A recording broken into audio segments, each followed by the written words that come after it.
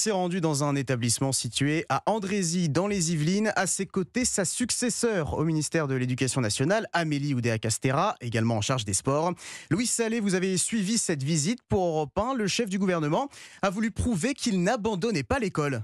Oui, Gabriel Attal a été omniprésent devant les caméras et dans les prises de parole. Le Premier ministre a même révélé les premiers résultats des questionnaires sur le harcèlement scolaire distribués en classe en novembre, dont les données montrent une forte progression des violences en fin de primaire. Et c'est lui qui a tenu ensuite à représenter les priorités du ministère. Je rappelais à l'instant la feuille de route sur le choc des savoirs, très ambitieuse, avec un certain nombre de mesures qui, je le sais, font débat, mais qui vont se mettre en œuvre. Il y a également d'autres chantiers qui ont été ouverts avec les organisations syndicales représentatives des enseignants sur la question de l'attractivité du métier. On poursuivra également dans la lutte implacable contre le harcèlement scolaire. Vous savez que c'est une grande cause pour moi et je serai évidemment très attaché avec Amélie Oudéa-Castéra à poursuivre également sur ce chantier-là.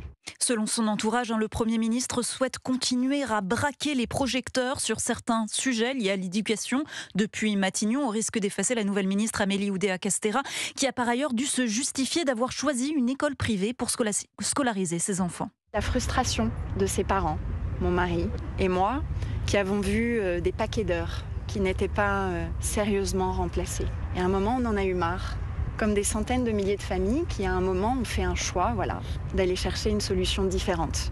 Un aveu sincère mais pessimiste. Chloé, prof d'anglais dans ce collège, n'a pas été convaincue par la visite de cette nouvelle ministre. On a été un petit peu déçus de voir la fusion entre le ministère de l'Éducation nationale et celui des Sports, sachant qu'il y a Paris 2024 qui se prépare. Et donc on a peur en fait de ne pas être le sujet prioritaire pour l'année à venir.